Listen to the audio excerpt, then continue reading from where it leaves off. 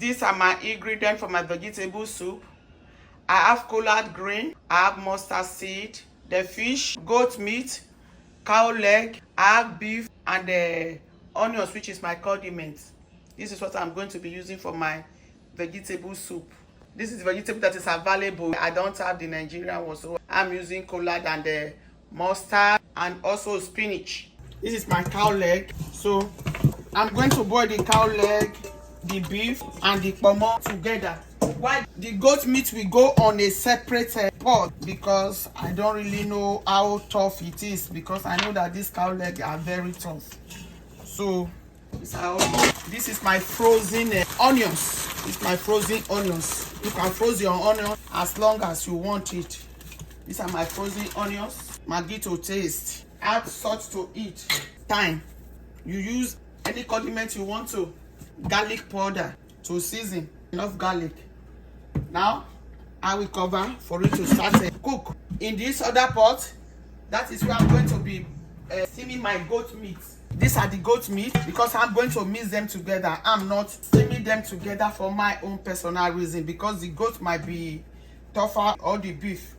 I'm adding garlic, thyme, Maggi to taste. Anything you use to cook your own soup is your own preference, because some people will be talking is that the food that you don't eat, you are complaining about the salt and about the pepper. We are not from the same tribe, we are not from the same family. I'm going to cover now. Onions is inside. Boil it to be well cooked. I'm going to add my vegetable oil to the red oil, because I want to use it to cook vegetable soup. And the vegetable soup, you can use it to eat farina, fufu, rice, yam, anything. So that is why if I'm cooking it to serve multi-purpose for me, I do like to add palm oil to it. So you can see it now. I've added my palm oil to it. I want it to be well hot before I add any other. The oil is hot now. These are my frozen onions that are preserved for a long time. So I just bring this out from the deep freezer. You can see they feel very fresh. Anytime onions is season, that's it to your own taste. Put it in the deep freezer. Inside a ziplock like this, you are good to go for a long time. When onions is scarce, you will still have a lot to use in your house. I've frozen these onions for a long time, and you won't know. I'm adding my tomato. Adding my tomato paste. Bless you. The tomato sauce is done. Now I'm pouring. This is my goat meat. I'm pouring it inside. Then those are the beef. Look as if I'm going to look for a bigger pot, because this pot is too small now. I've not added fish yet. Now I've turned it into a bigger pot, because the other pot was too small. We are expecting visitors for our convention, so that's why I'm making this crayfish. I'm adding it to it generously. This is the fish. Let me do sauce first. I've added crayfish to it now. What I'm going to do, I will cover so that it will be cooked.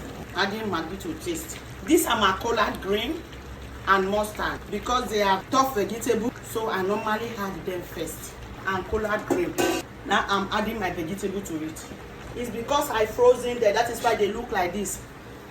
The day I harvested them from my garden, it wasn't the day I will use them, so I decided to freeze them. Since they are freezing now, the color changes. This is my own vegetable soup.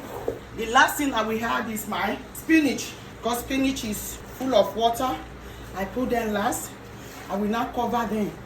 So with the heat, everything, you will see that vegetable soup will come out good. What I normally do, I will add the onions. That is my own style of cooking. So don't throw stone at me.